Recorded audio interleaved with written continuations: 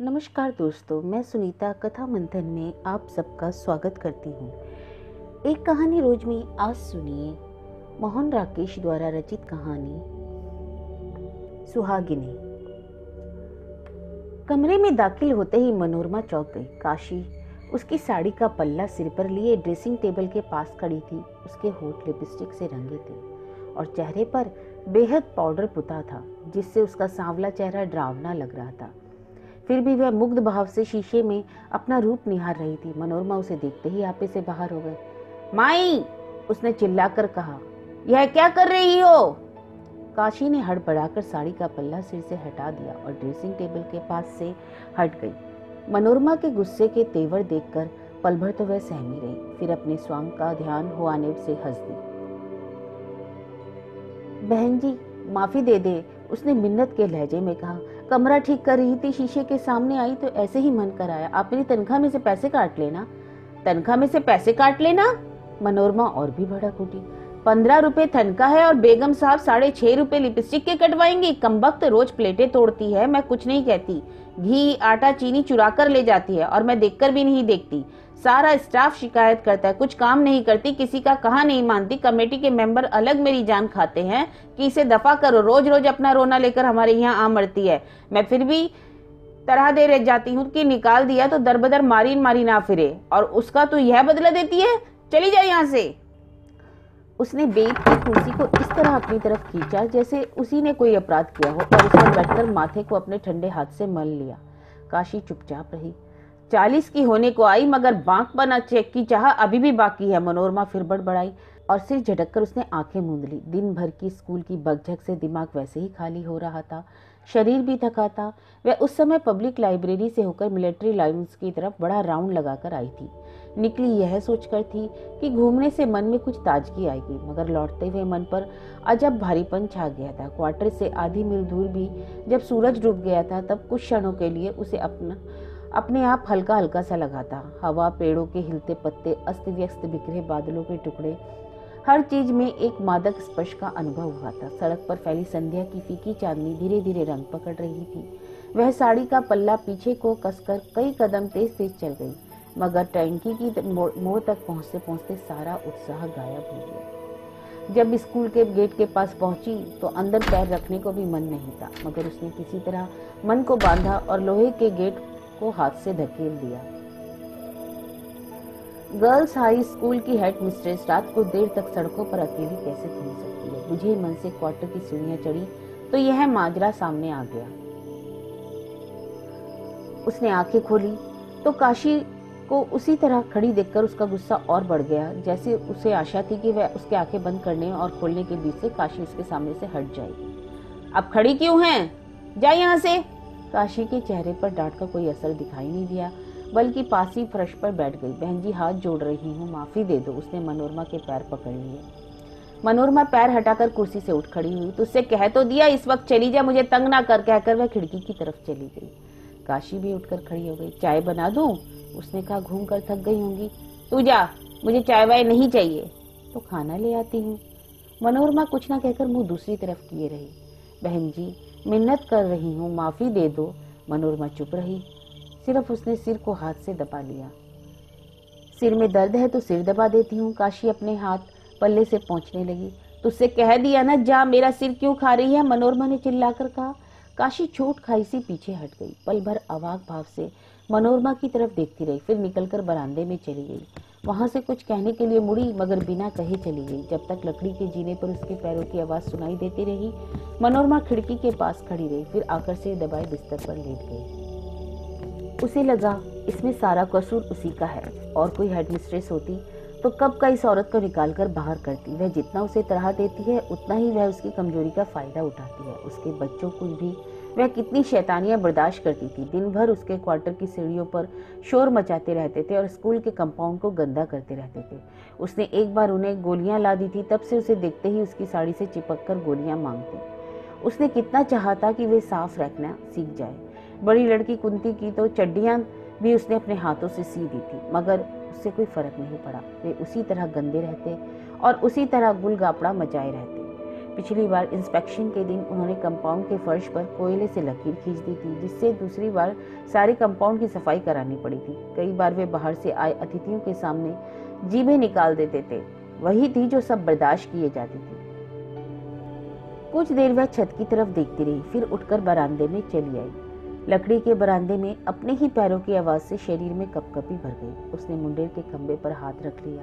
अहाते में खुली चांदनी फैली थी। ईंटों के फर्श पर सीमेंट की लकीरें एक इंद्रजाल सी लगती थी। स्कूल के बरामदे में पड़े डेस्क, स्टूल और ब्लैक बोर्ड ऐसे लग रहे थे जैसे डरावनी सूरतों वाले भूत प्रेत अपने गार के अंदर से बाहर झांक रहे हो। देवदार का घना जंगल जैसे ठंडी चांदनी के स्पर्श से सिहर रहा था, वैसे बिल्कुल सन्नाटा था। काशी के क्वार्टर में इस वक्त इतनी खामोशी कभी नहीं होती थी। आमतौर पर 9-10 बजे तक उसके बच्चे चीखते चिल्लाते रहते। उस समय लग रहा था जैसे उस क्वार्टर में कोई रहता ही ना हो। रोशनदान में गत्ते लगे रहने से यह भी पता नहीं चल रहा था कि अंदर लालटेन जल रही है या नहीं। मनोरमा ने खंबे को और भी अच्छी तरह थाम लिया, जैसे पास में उसका वही एक आत्मीय हो जिसे वह अपने प्रति सचेत रखना चाहती हो। देवदारों के झुरमुटों से गुजरती हवा के पास आई और दूर चली गई। कुंती, मनोरमा ने आवाज दी। उसकी आवाज को भी हवा दूर, बहुत दूर ले गई। जंगल की सरसराहट फिर एक बार बहुत पास चली गई। काशी के क्वार्टर का दरवाजा खुला और कुंती अपने में सिमटती सी बाहर निकली। मनोरमा ने सिर के इशारे से उसे ऊपर आने को कहा। कुंती ने एक बार अपने क्वार्टर की तरफ देखा और भी सिमटती हुई ऊपर चली आई। तेरी माँ क्या कर रही है? मनोरमा ने कोशिश की कि उसकी आवाज रूखी ना लगे। कुछ भी नहीं, कुंती ने सिर हिलाकर कहा। कुछ तो कर रही होगी, रो रही है। क्यों रो रही है? कुंती चुप। मनोरमा भी चुप रहकर नीचे देखने लगी। तुम लोगों ने रोटी खाई? पल भर रुककर उसने पूछा। रात की बस से बापू को आना है, माँ कहती थी सब लोग उसके आने पर रोटी खाएंगे। मनोरमा के सामने जैसे सब कुछ स्पष्ट हो गया। 3 साल के बाद अयोध्या आ रहा है, यह बात काशी उसे बता चुकी थी। तभी आज आईने के सामने जाने पर उसके मन में पाउडर और लिपस्टिक लगाने की इच्छा जाग आई थी। उसके बच्चे भी शायद इसलिए आज इतने खामोश थे कि उनका बापू आ रहा था। बापू, वो बापू जिसे उन्होंने 3 साल से देखा नहीं था और जिसे शायद वे पहचानते भी नहीं थे, या पहचानते थे एक मोटी सख्त आवाज और तमाचे जड़ने वाले हाथों के रूप में। जा अपनी माँ को ऊपर भेज दे। उसने कुंती का कंधा थपथपा दिया। कहना मैं बुला रही हूँ। कुंती बाहें और कंधे सिकोड़े नीचे चली आई। थोड़ी देर में काशी ऊपर आ गई। उसकी आंखें लाल थी और वह बार बार पल्ले से अपनी नाक पहुंच रही थी। मैंने जरा सी बात कह दी और तू रोने लगी? मनोरमा ने उसे देखते ही कहा। बहन जी, नौकर मालिक का रिश्ता ही ऐसा है। गलत काम करने पर जरा भी कुछ कह दो तो तू रोने लगती है। मनोरमा जैसे किसी टूटी हुई चीज को जोड़ने लगी। जा अंदर गुसल खाने में हाथ मुंह धोआ। मगर काशी नाक और आंखें पहुंचती हुई वहीं खड़ी रही। मनोरमा एक हाथ में से दूसरे हाथ की उंगलियां मसलने लगी। तो अयोध्या आज आ रहा है? उसने पूछा। काशी ने सिर हिला दिया। कुछ दिन रहेगा या जल्दी चला जाएगा? चिट्ठी में तो यही लिखा था कि ठेका उठाकर चला जाएगा। मनोरमा जानती थी कि अयोध्या की खानदानी जमीन पर सेब के कुछ पेड़ हैं, जिसका हर साल ठेका उठता है। पिछले साल काशी ने 125 में ठेका दिया था और उससे पिछले साल 150 में। पिछले साल अयोध्या ने उसे बहुत सख्त चिट्ठी लिखी थी। उसका ख्याल था कि काशी ठेकेदारों से कुछ पैसे अलग से लेकर अपने पास रख लेती है, इसलिए इस बार काशी ने उसे लिख दिया था कि ठेका उठाने के लिए आप ही वहां आए। वह रुपए पैसे के मामले में किसी की बात सुनना नहीं चाहती। 5 साल हुए अयोध्या ने उसे छोड़कर दूसरी औरत कर ली थी और उसे लेकर पठानकोट में रहता था। वहीं उसने एक छोटी सी परचून की दुकान डाल रखी थी। काशी को वह खर्च के लिए 1 पैसा भी नहीं भेजता था। सिर्फ ठेका उठाने के लिए पठानकोट से आ रहा है? मनोरमा ने ऐसे कहा जैसे कुछ और ही रही हो। आधे पैसे तो उसके आने जाने में ही निकल जाएंगे। मैंने सोचा इस बहाने एक बार यहाँ आ जाएगा और बच्चों से मिल जाएगा। काशी की आवाज फिर कुछ भीग गई। फिर उसकी तसल्ली भी हो जाएगी। आजकल इन सेवों को 150 भी नहीं कोई देता। अजीब आदमी है। मनोरमा हमदर्दी के स्वर में बोली। अगर सचमुच तू कुछ पैसे रख भी ले तो क्या, आखिर तू उसी के बच्चों को तो पाल रही है। चाहिए तो उसे यह है कि हर महीने वह तुझे कुछ पैसे भेजा करे।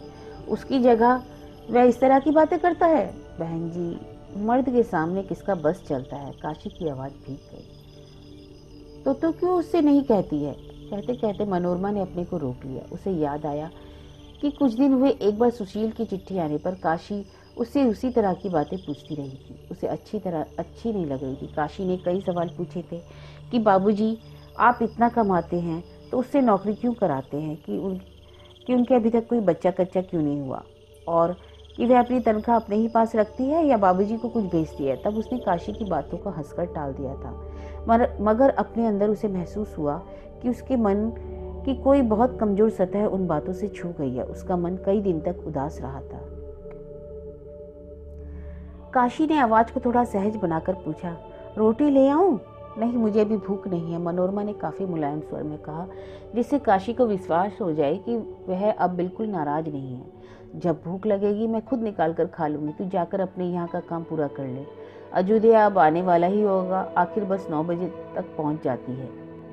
काशी चली गई तो भी मनोरमा खंभे का सहारा लिए काफी देर खड़ी रही। हवा तेज हो गई थी। उसे अपने मन में बेचैनी महसूस होने लगी। उसे वे दिन याद आए जब ब्याह के बाद वह और सुशील साथ साथ पहाड़ों पर घूमा करते थे। उन दिनों लगता था कि उस रोमांच के सामने दुनिया की हर चीज छोटी है। सुशील उसका हाथ भी छू लेता तो शरीर में एक ज्वार उठाता था और रोया रोया उस ज्वार में बह चलता था। देवदार के जंगल की सारी सरसराहट जैसे शरीर में भर जाती थी। अपने को उसके शरीर में खो देने के बाद जब सुशील उससे दूर हटने लगता तो यह उसे और भी पास कर लेना चाहती थी। वह कल्पना में अपने को एक छोटे से बच्चे को अपने में लिए हुए देखती और पुलकित हो उठती। उसे आश्चर्य होता कि यह सचमुच एक हिलती डुलती सी काया उसके शरीर के अंदर जन्म ले सकती है। कितनी बार वह सुशील से कहती कि वे आश्चर्य को अपने अंदर अनुभव करके देखना चाहती है, मगर सुशील वो इसके हक में नहीं था। वह नहीं चाहता था कि अभी कुछ साल वे एक बच्चे को घर में आने दें। उससे एक तो उसका फिगर खराब होने का डर था, फिर उसकी नौकरी का भी सवाल था। सुशील नहीं चाहता था कि वह नौकरी छोड़कर बस घर गृहस्थी लायक ही रहे। साल 6 महीने में सुशील को अपनी बहन उम्मी का ब्याह करना था। उसके 2 छोटे भाई कॉलेज में पढ़ रहे थे। उन दिनों उनके लिए एक एक पैसे की अपनी कीमत थी। वह कम से कम 4-5 साल एहतियात से चलना चाहता था। हजार चाहने पर भी वह सुशील के सामने हट नहीं कर सकी, मगर जब भी सुशील के हाथ उसके शरीर को सहला रहे होते तो एक अज्ञात शिशु उसकी बाहों में आने के लिए मचलने लगता। वह जैसे उसकी किलकारियां सुनती और उसके कोमल शरीर के स्पर्श को अनुभव करती। ऐसे क्षणों में कई बार सुशील का चेहरा उसके लिए बच्चे का चेहरा बन जाता और वह उसे अच्छी तरह अपने साथ सटा लेती। उसका मन होता कि उसे थपथपाए और लोरियां दे। सुशील की चिट्ठियां आए इस पर बहुत दिन हो गए थे। उसने उसे लिखा भी था कि वह जल्दी जवाब दिया करे, क्योंकि उसकी चिट्ठी न आने से वह अकेलापन उसके लिए असहनीय हो जाता है। कई दिनों से वह सोच रही थी कि सुशील को दूसरी चिट्ठी लिखे, मगर स्वाभिमान उसे इसे रोकता था। क्या सुशील को इतनी फुर्सत भी नहीं कि कुछ पंक्तियां लिख दे? तभी हवा का एक तेज झोंका आया। देवदारों की सरसराहट कई कई घाटियां पार करती दूर के आकाश में जाकर खो गई। सामने की पहाड़ी के साथ साथ रोशनी के 2 दायरे रेंगते आ रहे थे। शायद पठानकोट से आखिरी बस आ रही थी। चांदनी में गेट की मोटी सलाखें चमक रही थी। हवा धक्के दे देकर जैसे गेट का ताला तोड़ देना चाहती थी। मनोरमा ने एक लंबी सांस ली और अंदर को चल दी। वह अपने को उस समय रोज से कहीं ज्यादा अकेला महसूस कर रही थी। अगली शाम मनोरमा घूमकर लौटी तो कंपाउंड में दाखिल होते ही ठिठक गई। काशी के क्वार्टर से बहुत शोर सुनाई दे रहा था। अयोध्या जोर से गाली बकता हुआ काशी को पीट रहा था और काशी गला फाड़ फाड़ कर रो रही थी। मनोरमा गुस्से से भन्ना उठी। कमेटी के नियम के मुताबिक किसी मर्द को स्कूल की 4 दीवारी में रात को ठहरने की इजाजत नहीं थी। उसने खास रियायत करके उसे वहां ठहरने की इजाजत दी थी और वह आदमी था कि वहां रहकर इस तरह हरकत कर रहा था। मनोरमा का ध्यान काशी को पड़ती मार की तरफ नहीं गया। इसी तरह गया जो कुछ हो रहा है उसमें स्कूल की बदनामी है, और स्कूल की बदनामी का मतलब है हेडमिस्ट्रेस की बदनामी। वह तेजी से क्वार्टर की सीढ़ियां चढ़ गई। खट खट खट खट उसकी सैंडल लकड़ी के जीने पर आवाज कर उठे। उसे समझ नहीं आ रहा था कि वह क्या करे। काशी को बुलाकर कहे कि अयोध्या को फौरन वहां से भेज दे, या अयोध्या को ही बुलाकर डांटे, कहे कि वह सुबह होने से वहां से चला जाए। पर बरामदे में पैर रखते ही उसने देखा कि कुंती एक कोने में सहमी सी बैठी है और डरी हुई आंखों से नीचे की तरफ देख रही है, जैसे उनकी माँ को पड़ती मार की चोट उसे भी लग रही हो। मनोरमा सोच ही नहीं सकी कि वह लड़की उस वक्त उसके क्वार्टर में क्यों बैठी है। क्या बात है? उसने गुस्सा दबाकर पूछा। माँ ने कहा था आपको रोटी खिला दूं। कुंती उसकी तरफ इस तरह डरी डरी आंखों से देखने लगी जैसे उसे आशंका हो कि बहन जी अभी उसे बाहर से पकड़ लेंगी और पीटने लगेंगी। तो मुझे रोटी खिलाएगी? कुंती ने उसी डरे भाव से सिर हिला दिया। तुम्हारे क्वार्टर में क्या हो रहा है? मनोरमा ने ऐसे पूछा जैसे जो हो रहा हो उसके लिए कुंती ही कुछ हद तक उत्तरदायी हो। कुंती के होठ फड़कने लगे और 2 बूंद आंखों से नीचे बह आए। वह किस बात के लिए तेरी माँ को पीट रहा है? मनोरमा ने फिर पूछा। कुंती ने कमीज से आंखें पोंछी और अपनी रुलाई दबाए हुए बोली, उसने माँ के ट्रंक से सारे पैसे निकाल लिए। माँ ने उसका हाथ रोका तो उसे पीटने लगा। इस आदमी का तो दिमाग खराब है। मनोरमा गुस्से से भड़क उठी। अभी यहाँ से निकलकर बाहर करूंगी तो उसके होश दुरुस्त हो जाएंगे। कुंती कुछ देर सुबकती रही, फिर बोली, कहता है माँ ने ठेकेदारों से अलग से पैसे ले लेकर अपने पास जमा किए हैं। इस बार उसने 200 में ठेका दिया है। माँ के पास अपने 60-70 रुपए थे, वे सब उसने ले लिए। कुंती के भाव में कुछ ऐसी दयनीयता थी कि मनोरमा ने उसके मैले कपड़ों की चिंता किए बिना उसे अपने से सता लिया। रोती क्यों है? उसने उसकी पीठ सहलाते हुए कहा, मैं अभी उससे तेरी माँ के रुपए ले दूंगी, तू चल अंदर। रसोई घर में जाकर मनोरमा ने खुद कुंती का मुंह धो दिया और मोढ़ा लेकर बैठ गई। कुंती ने प्लेट में रोटी दे दी तो वह चुपचाप खाने लगी। वही खाना काशी ने बनाया होता तो वह गुस्से से चिल्ला उठती। सब चपातियों की सूरतें अलग अलग, आधी कच्ची आधी जली, दाल के दाने पानी से अलग थे, मगर उस वक्त वह मशीनी ढंग से रोटी के कौर तोड़ती हुई दाल में भिगोकर निगलती रही, उसी तरह जैसे रोज दफ्तर में बैठकर कागजों पे दस्तखत करती है या अध्यापिकाओं की शिकायतें सुनकर उन्हें जवाब देती है। कुंती ने बिना पूछे एक और रोटी उसकी प्लेट पे डाल दी तो वह थोड़ा चौंक गई। नहीं नहीं, और नहीं चाहिए, कहते हुए उसने इस तरह हाथ बढ़ा दिया जैसे रोटी अभी प्लेट में पहुंची न हो। फिर अनमने भाव से छोटे छोटे कौर तोड़ने लगी। नीचे शोर बंद हो गया था। कुछ देर बाद गेट के खुलने और बंद होने की आवाज सुनाई दी। उसने सोचा कि अजुदया कहीं बाहर जा रहा है। कुंती रोटी वाला डब्बा बंद कर रही थी। वह उससे बोली, नीचे जाकर अपनी माँ से कह देना कि गेट को वक्त से ताला लगा दे, रात भर गेट खुला ना रहे। कुंती चुपचाप सिर हिलाकर काम करती गई और कहना कि थोड़ी देर में ऊपर हो आए। उसका स्वर फिर रूखा हो गया था। कुंती ने एक बार इस तरह उसकी तरफ देखा जैसे उसकी किताब का एक मुश्किल सबक हो और जो बहुत कोशिश करने पर भी समझ में ना आता। उसने फिर सिर हिलाकर काम में लगी। रात को काफी देर तक काशी मनोरमा के पास बैठी रही और इस बात की उतनी शिकायत नहीं थी कि अजुदया ने उसके ट्रंक से उसके पैसे निकाल लिए, क्योंकि इस बात से थी कि अजुदया 3 साल बाद आया भी तो बच्चों के लिए कुछ लेकर नहीं आया। वह उसे बताती रही कि उसकी सौत ने किसी संत से वशीकरण लेकर रखा है, तभी अजुदया उसकी कोई बात नहीं टालता था। वह जिस जोशी से पूछने गई थी उसने उसे बताया कि अभी 7 साल तक वशीकरण नहीं टूट सकता, मगर उसने यह भी कहा कि एक दिन ऐसा जरूर आएगा कि जब उसकी सौत के बच्चे उसके बच्चों को झूठा खाएंगे और उसके उतरे हुए कपड़े पहनेंगे। वह उसी दिन की आस पर जी रही थी। मनोरमा उसकी बातें सुनती हुई भी नहीं सुन रही थी। उसके मन में रह रहकर एक यह बात कौंधती थी कि सुशील की चिट्ठी नहीं आई। उसकी चिट्ठी गए महीने के करीब हो गया, मगर सुशील ने जवाब नहीं दिया। उसके बालों की एक लट उड़कर माथे पर आ गई थी। वह हल्का हल्का स्पर्श उसके शरीर में विचित्र सी सिरहन भर रहा था। कुछ क्षणों के लिए भूल गई कि काशी उसके सामने बैठी है और बातें कर रही है। माथे की लट हिलती तो उसे लगता है वह एक बच्चे के कोमल रोयां छू रही है। उसे उन दिनों की बात याद आई जब सुशील की उंगलियां देर देर तक उसके सिर के बालों से खेलती रहती थी। उसे बार बार उसके होठ उसके शरीर की हर धड़कते भाग पर झुकाते थे। इस बार सुशील ने चिट्ठी लिखने में ना जाने क्यों इतने दिन लगा दिए थे। रोज डाक से कितनी कितनी चिट्ठियां आती थी, मगर सारी डाक हेड मिस्ट्रेस के नाम की होती थी। कई दिनों से मनोरमा सचदेव के नाम से कोई भी चिट्ठी नहीं आई थी। वह इस बार छुट्टियों के बाद आते हुए सुशील से कहकर आई थी कि जल्दी ही उसके लिए एक गर्म कोट का कपड़ा भेजेगी और उम्मी के लिए भी एक शॉल भेजने को उसने कहा था। सुशील कहीं इसलिए तो नाराज नहीं था कि वे दोनों में से कोई भी चीज नहीं भेज पाई थी। काशी उठकर जाने लगी तो मनोरमा को फिर अपने अकेलेपन के एहसास ने घेर लिया। देवदार के जंगल की घनी सरसराहट, दूर की घाटी में रावी की पानी पर चमकती चांदनी और उसकी उमंदी आंखें, इन सब में जैसे कोई अदृश्य सूत्र था। काशी बरामदे के पास पहुंच गई तो उसने उसे वापस बुला लिया और कहा कि वह गेट को ठीक से ताला लगाकर सोए और जानकर कुंती को उसके पास भेज दे। आज वह उसके पास सो रहेगी। आधी रात तक उसे नींद न आई। खिड़की से दूर तक खुला निखरा आकाश दिखाई देता था। हवा का जरा सा झोंका आता तो चीड़ों और देवदारों की पंक्तियां तरह तरह की नृत्य मुद्राओं में बाहें हिलाने लगती।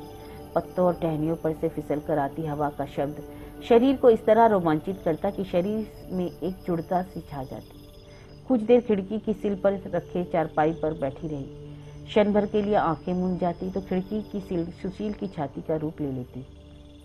उसे महसूस होता कि हवा उसे दूर, बहुत दूर लिए जा रही है, चौड़ी देवदारों के जंगल और रावी के पानी उस तरफ। जब वह खिड़की के पास से हटकर चारपाई पर लेटी तो रोशनदान से छनकर आती चांदनी एक चौकोर टुकड़ा साथ की चारपाई पर सोई हुई कुंती के चेहरे पर पड़ गया। मनोरमा चौंक गई। कुंती पहले कभी उसे इतनी सुंदर नहीं लगी थी। उसके पतले पतले होठ आम की लाल लाल नन्ही पत्तियों की तरह खुले थे। उसे और पास से देखने के लिए वह कोहनियों के बल उसकी चारपाई पर झुक गई। फिर सहसा उसने उसे चूम लिया। कुंती सोई सोई एक बार सिहर गई। मनोरमा तकिए पर सिर रखे देर तक छत की तरफ देखती रही। जब हल्की हल्की नींद आंखों पर छाने लगी तो वह गेट खुलने और बंद होने की आवाज से चौंक गई। कुछ ही देर में काशी के क्वार्टर से फिर अजुदया के बड़बड़ाने की आवाज सुनाई देने लगी। वह उस समय शराब पिए हुए था। मनोरमा के शरीर में फिर एक गुस्से की झुरझुरी उठी। उसने अच्छी तरह अपने को कंबल से लपेटकर उसे आवाज को भुला देने का प्रयत्न किया, मगर नींद आ जाने पर भी वह आवाज उसके कानों में गूंजती रही। 2 दिन बाद अयोध्या चला गया तो मनोरमा ने आराम की सांस ली। उसे रह रहकर लगता था कि किसी भी क्षण वह अपने ऊपर काबू खो देगी और चपरासी से धक्के दिलाकर उस आदमी को स्कूल के कंपाउंड से बाहर निकलवा देगी। वह आदमी की शक्ल में उसे कमीना नजर आता था। उसके बड़े बड़े मैले दांत, काले होठ और खूंखार जानवर जैसी चुभती आंखें देखकर लगता था उस आदमी की ऐसी शक्ल के लिए उम्र कैद की सजा होनी चाहिए। उसके चले जाने के बाद उसका मन काफी हल्का हो गया। दफ्तर के कुछ काम जो वह कई दिनों से टाल रही थी उसने उसी दिन बैठकर पूरे कर दिए। उस दिन शाम की डाक से उसे सुशील की एक चिट्ठी भी मिल गई। उसने चिट्ठी दफ्तर में नहीं खोली। स्टेनो से और चिट्ठियों का डिक्टेशन अगले दिन देने के लिए कहकर क्वार्टर में चली आई। चारपाई पर बैठकर उसने पेपर नाइफ से धीरे धीरे लिफाफा खोला, जैसे उसे कोई चोट न पहुंचाना चाहती हो। चिट्ठी दफ्तर के कागज पर बहुत जल्दी जल्दी लिखी गई थी। मनोरमा को अच्छा नहीं लगा, मगर फिर भी उसने एक एक पंक्ति उत्सुकता के साथ पढ़ी। सुशील ने लिखा था कि जल्दी ही एक जगह उम्मी की सगाई तय हो रही है। लड़का अच्छी नौकरी पर है। सभी ने यह रिश्ता पसंद किया है। हो सके तो उम्मी की शॉल जल्दी से भेज दे। अब उम्मी के ब्याह के लिए उन लोगों को कुछ पैसे बचाकर रखने चाहिए। अंत में उसने अपनी सेहत का ध्यान रखने को लिखा था।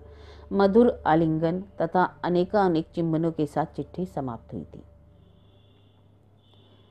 मनोरमा काफी देर चिट्ठी हाथ में लिए बैठी रही। उसे पढ़कर मधुर आलिंगन और अनेक चुंबनों का कुछ भी स्पष्ट महसूस नहीं हुआ। ऐसा लगा था जैसे वे एक चश्मे से पानी पीने के लिए झुकी हो और उसके होठ गीले रेत से छूकर रह गए हो। चिट्ठी उसने ड्रॉअर में डाल दी और दफ्तर लौट गई। रात को खाना खाने के बाद वह चिट्ठी का जवाब लिखने बैठी, मगर कलम हाथ में लेते ही दिमाग में जैसे बिल्कुल खाली हो गया। उसे लगा उसके पास लिखने के लिए कुछ भी नहीं है। पहली पंक्ति लिखकर वह देर तक कागज को नाखून से कुरेदती रही।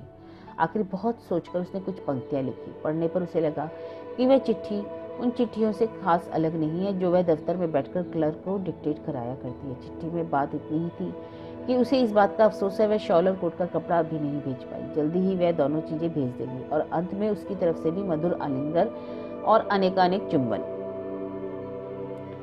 रात को वह देर तक सोचती रही कि कौन कौन सा खर्च कम करके वह 40-50 रुपया महीना और बचा सकती है। दूध पीना बंद कर दे, कपड़े खुद धोया करे, काशी से काम छुड़ाकर रोटी खुद बनाया करे।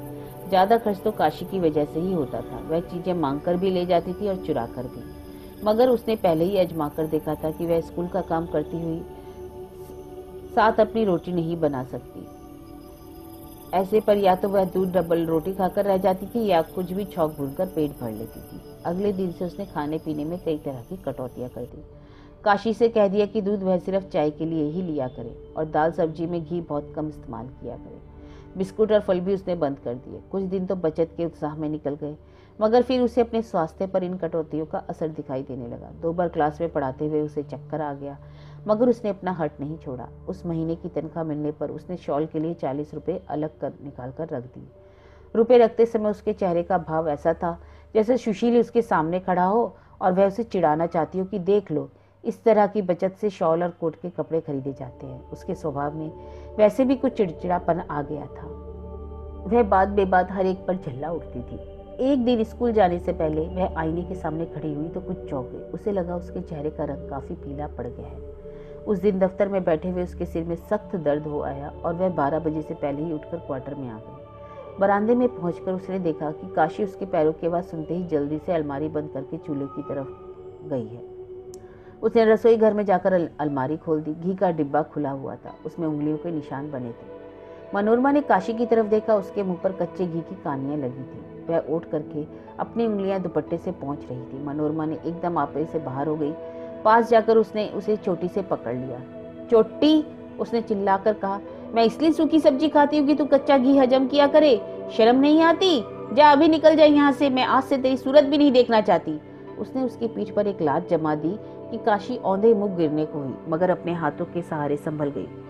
पल भर में वह दर्द से आंखें मूंद रही। फिर उसने मनोरमा के पैर पकड़ लिए। मुंह से उससे कुछ नहीं कहा गया। मैं तुझे 24 घंटे का नोटिस दे रही हूँ, मनोरमा ने पैर छुड़ाते हुए कहा। कल इस वक्त तक स्कूल का क्वार्टर खाली हो जाना चाहिए। सुबह ही क्लर्क तेरा हिसाब कर देगा। उसके बाद तूने इस कंपाउंड में कदम भी रखा तो। वह हटकर वहां से आने लगी। काशी ने बढ़कर फिर उसके पैर पकड़ लिए। बहन जी, पैर छू रही हूँ, माफी दे दो, उसने मुश्किल से कहा। मनोरमा ने फिर उसके पैर झटके से छुड़ा लिए। उसका एक पैर पीछे चायदानी को जा लगा। चायदानी टूट गई। बिखरते हुए टुकड़ों की आवाज ने क्षण भर के लिए दोनों को स्तब्ध कर दिया। फिर मनोरमा ने अपना निचला होठ काटा और दंदनाती हुई वहां से निकल गई। कमरे में आकर उसके माथे पर बाम लगाया और सिर मुंह लपेटकर लेट गई। शाम की डाक से फिर सुशील की चिट्ठी मिली। उसमें वही सब बातें थी कि उम्मी की सगाई हो गई थी। पिछले इतवार वे लोग लड़के के साथ पिकनिक पर गए थे। उम्मी ने एक कोने में कुछ पंक्तियां लिखकर खुद अपनी शॉल के लिए अनुरोध किया था। साथ ही यह भी लिखा था कि भाभी को सब लोग बहुत बहुत याद करते हैं। पिकनिक के दिन तो उन्होंने उसे बहुत मिस किया। चिट्ठी पढ़ने के बाद बड़े राउंड पर घूमने निकल गई। मन में बहुत झुंझलाहट भरी थी। उसे समझ नहीं आ रहा था कि झुंझलाहट काशी पर है या अपने पर या सुशील पर। ना जाने कि उसे लगा कि सड़क पर कंकर पत्थर पहले से कहीं ज्यादा है। वह गोल सड़क ना जाने कितनी लंबी हो गई है।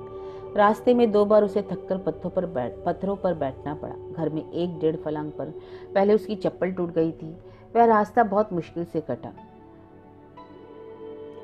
उसे लगा ना जाने कब से वह घिसटती हुई गोल सड़कों पर चल रही है और आगे भी ना जाने कब तक उसे इसी तरह चलते रहना है। गेट के पास पहुंचकर सुबह की घटना फिर उसके दिमाग में ताजा हुआ। काशी के क्वार्टर में फिर खामोशी छाई हुई थी। मनोरमा को एक क्षण के लिए ऐसा महसूस हुआ कि काशी क्वार्टर खाली करके चली गई है और उसे बड़े कंपाउंड में उस समय बिल्कुल अकेली है। उसका मन सिहर गया। उसने कुंती को आवाज दी। कुंती लालटेन लिए अपने क्वार्टर से बाहर निकल आई। तेरी माँ कहाँ है? मनोरमा ने पूछा। अंदर है। और कुंती ने एक बार अंदर की तरफ देख ली। क्या कर रही है? कुछ नहीं कर रही, बैठी है। मनोरमा ने देखा काशी का क्वार्टर काफी खस्ता हालत में है। दरवाजे की चौखट काफी कमजोर पड़ गई है, जिससे दरवाजा निकलकर बाहर आ जाने को था। रोज वह उस क्वार्टर के सामने कई बार गुजरती थी। रोज ही उस दरवाजे को देखती थी, मगर पहले कभी उसका ध्यान नहीं रुका। इस क्वार्टर में काफी मरम्मत की जरूरत है, कहकर वह जैसे क्वार्टर का मुआयना करने के लिए अंदर चली गई। काशी उसे देखते ही उठकर उसके पास चली आई। मनोरमा ने एक बार उसकी तरफ देख लिया, मगर कोई बात नहीं की। क्वार्टर की दीवारें पीली पड़कर अब स्याह होने लगी थी। एक रोशनदान भी दीवार से निकलकर नीचे गिराने को था। छत में चारों तरफ मकड़ी के जाले लगे थे, जो आपस में मिलकर एक बड़े से चंदोवे का रूप लिए हुए थे। कमरे में जो थोड़ा बहुत सामान था वह इधर उधर अस्त व्यस्त पड़ा था। एक तरफ 3 बच्चे एक ही थाली में रोटी खा रहे थे, वही पनियाई दाल जो एक दिन कुंती ने उसके लिए बनाई थी, और अलग अलग सूरतों वाली खुश्क रोटियां। उसे देखकर बच्चों के हाथ और मुंह चलने बंद हो गए। सबसे छोटा लड़का, जो करीब 4 साल का था, लोई में लिपटा एक कोने में लेटा था। उसकी आंखें मनोरमा के साथ साथ कमरे में घूम रही थी। परसू को क्या हुआ है रे? बीमार है? मनोरमा ने बिना काशी की तरफ देखे जैसे दीवार से पूछा और बच्चे के पास चली गई। परसू अपने पैर के अंगूठे को सीध में देखने लगा। इसे सूखा हो गया है, काशी ने धीरे से कहा। मनोरमा ने बच्चे के गाल को सहलाया, उसके सिर पर हाथ फेर दिया। डॉक्टर को दिखाया? दिखाया था, उसने 10 टीके बताए हैं। 2-2 रुपए का एक टीका आता है। बोलते बोलते काशी का गला भरा है। लगवाई नहीं? कैसे लगवाती? काशी की आंखें जमीन की तरफ झुक गई। जितने रुपए थे तो वह सब निकाल कर ले गया। मैं इसे कांसे की कटोरी मलती हूँ, कहते हैं उससे ठीक हो जाएगा। बच्चा बिटर बिटर उन दोनों की तरफ देख रहा था। मनोरमा ने एक बार फिर उसके गाल को सहला दिया और बाहर चल दी। कुंती दहलीज के पास खड़ी थी। वह रास्ता छोड़कर हट गई। इस क्वार्टर में अभी सफेदी होनी चाहिए, मनोरमा ने चलते चलते कहा। यहाँ की हवा में तो अच्छा भला आदमी बीमार हो सकता है। काशी के क्वार्टर से निकलकर वह धीरे धीरे अपने क्वार्टर का जीना चढ़ी। ठक ठक की आवाज, अकेला बरामदा, कमरे में जो चीज वह बिखरी छोड़ गई थी वह अब करीने से रखी थी। बीच की मेज पर रोटी की से ट्रे ढककर रख दी गई थी। केतली में पानी भरकर स्टॉप पर रख दिया गया था। कोट उतारकर शॉल ओढ़ते हुए उसने बरामदे में पैरों की आवाज सुनी। काशी चुपचाप आकर दरवाजे के पास खड़ी हो गई। क्या बात है? मनोरमा ने फिर रूखी आवाज में पूछा। रोटी खिलाने आई हूँ, काशी ने धीमी ठहरी हुई आवाज में कहा। चाय का पानी भी तैयार है, कहे तो पहले चाय बना दूं? मनोरमा ने एक बार उसकी तरफ देखा और आंखें हटा ली। काशी ने कमरे में आकर प्लग का बटन दबा दिया। पानी आवाज करने लगा। मनोरमा एक किताब लेकर बैठ गई। थोड़ी देर में काशी चाय का प्याला बनाकर उसके पास ले आई। मनोरमा एक किताब लेकर बैठ गई। थोड़ी देर में काशी चाय का प्याला बनाकर उसके पास ले आई। मनोरमा ने किताब बंद कर दी और हाथ बढ़ाकर प्याली ले ली। काशी के होठों पर सूखी सी मुस्कुराहट आ गई। बहन जी, कभी नौकर से गलती हो जाए तो इतना गुस्सा नहीं करते, उसने कहा। रहने दे ये सब बातें, मनोरमा ने झिड़क कर कहा। आदमी से एक बार बात कही जाए तो उसे लग जाती है, मगर तेरे जैसे लोग हैं जिन्हें बात कभी छूती ही नहीं। बच्चे सूखी दाल रोटी खाकर रहते हैं और माँ को खाने को कच्चा घी चाहिए। ऐसी माँ किसी ने नहीं देखी होगी। काशी का चेहरा ऐसा हो गया जैसे किसी ने अंदर से उसे चीर दिया हो। उसकी आंखें आंसू से भर गई। बहन जी, इन बच्चों को पालना ना होता तो मैं आज आपको जीती नजर ना आती। एक अभागा भूखे पेट से जन्मा था, वह सूखे से पड़ा है और दूसरा भी उसी तरह आएगा। उसे जाने क्या रोग लगेगा। मनोरमा को जैसे किसी ने ऊंचे से धकेल दिया। चाय के घूंट भरते हुए भी उसके शरीर में कई ठंडी सिरहन भर गई। वह पल भर चुप रहकर काशी की तरफ देखती रही। तेरे पैर फिर से भारी हैं? उसने ऐसे पूछा जैसे इस बात पर उसे विश्वास ना हो रहा हो। काशी के चेहरे पर जो भाव आया उसमें नहीं बेहता का सा संकोच था और एक हताश झुंझलाहट। उसने सिर हिलाया और एक ठंडी सांस लेकर दरवाजे की तरफ देखने लगी। मनोरमा को पल भर के लिए लगा कि अजुदया उसके सामने खड़ा मुस्कुरा रहा है। उसने चाय की प्याली पीकर रख दी। काशी प्याली उठाकर बाहर ले गई। मनोरमा को लगा उसकी बाहें ठंडी होती जा रही हैं। उसने शॉल का पूरा खोलकर अच्छी तरह लपेट लिया। काशी बाहर से लौट आई। रोटी कब खाएंगी? उसने पूछा, मगर मनोरमा ने जवाब देने की जगह उसे पूछ लिया। डॉक्टर ने कहा था कि 10 टीके लगवाने से बच्चा ठीक हो जाएगा। काशी ने खामोश रहकर सिर हिलाया, दूसरी तरफ देखने लगी। मैं तुझे 20 रुपए दे रही हूँ, मनोरमा ने कुर्सी से उठते हुए कहा। कल जाकर टीके ले आना। उसने अपने ट्रंक से अपना बटुआ निकाला और 20 रुपए निकालकर मेज पर रख दिए। उसे आश्चर्य हो रहा था कि उसकी बाहें इस कदर ठंडी क्यों हो रही हैं। उसने बाहों को अच्छी तरह अपने में सिकोड़ लिया। खाना खाने के बाद वह देर तक बरामदे में कुर्सी डालकर बैठी रही। उसे महसूस हो रहा था कि उसके सारे शरीर में एक अजीब सी सिरहन दौड़ रही है। उसे ठीक से नहीं समझ पा रही है कि सिरहन क्या है और क्यों शरीर के हर रोम में उसका अनुभव हो रहा है, जैसे उस सिरहन का संबंध किसी बाहरी चीज से ना होकर अपने आप से ही था। जैसे उसी की वजह से अपना आप बिल्कुल खाली लग रहा था। हवा बहुत तेज थी। देवदार का जंगल सिर धुनता हुआ कर रहा था। हवा की झोंके उमड़ती लहरों की तरह शरीर को घेर लेते। माथा बर्फ की तरह ठंडा था। वह कुर्सी से उठ खड़ी हुई। उठते ही शॉल कंधे से उतर गया और साड़ी का पल्ला हवा में फड़फड़ाने लगा। बालों की कई लटें उड़कर सामने आ गई और उसके माथे को सहलाने लगी। कुंती, उसने कमजोर स्वर में आवाज दी। आवाज हवा के समंदर में कागज के नाव की तरह डूब गई। कुंती, उसने फिर आवाज दी। कुंती दरवाजे से बाहर निकली। कुंती, जाग रही हो तो उसे मेरे पास भेज दो, आज वह यही सो रहेगी। कहते हुए मनोरमा को महसूस हुआ कि वह किस हद तक काशी और उसके बच्चों पर निर्भर करती है। वह उन लोगों का पास होना उसके लिए कितना जरूरी है। कुंती सो गई है, मगर मैं अभी से जगाकर भेजती हूँ, कहकर काशी अपने क्वार्टर में जाने लगी।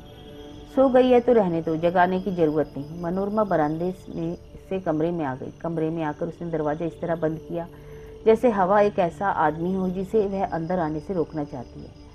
वह अपने आप में बहुत कमजोर महसूस कर रही थी। रजाई ओढ़कर वह बिस्तर पर लेट गई। उसकी आंखें छत की कड़ियों पर से फिसलने लगी। वह आंखें बंद नहीं करना चाहती थी, जैसे कि उसे डर था कि आंखें बंद करते ही अजुदया के मुस्कुराते हुए होठ फिर सामने आ जाएंगे। वह अपना ध्यान बांटने के लिए सोचने लगी कि सुबह सुशील को चिट्ठी में क्या क्या लिखना है। लिख दे कि यहाँ अकेली रहकर उसे अब डर लगता है, वह उसके पास चली आना चाहती है और इतना कुछ वह महसूस करती है।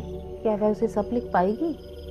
लिखकर सुशील को समझा सकेगी कि उसे अपने आप इतना खाली खाली क्यों लगता है और वह अपने इस अभाव को भरने के लिए क्या चाहती है? माथे पर आईलेट उसने हटाई नहीं। वह हल्का हल्का स्पर्श उसकी चेतना में उतर रहा था। कुछ ही देर में वह महसूस करने लगी कि साथ ही चारपाई पर एक नन्हा सा बच्चा सोया है। उसके नन्हे नन्हे होठ आम की पत्तियों की तरह खुले हैं। उसके सिर के नरम बाल उड़कर मुंह पर आ रहे हैं। वह कोहनी के बल होकर उस बच्चे को देखती रही। फिर जैसे उसे चुमने के लिए झुक गई। तो यह कहानी थी मोहन राकेश द्वारा रचित सुहागिनी।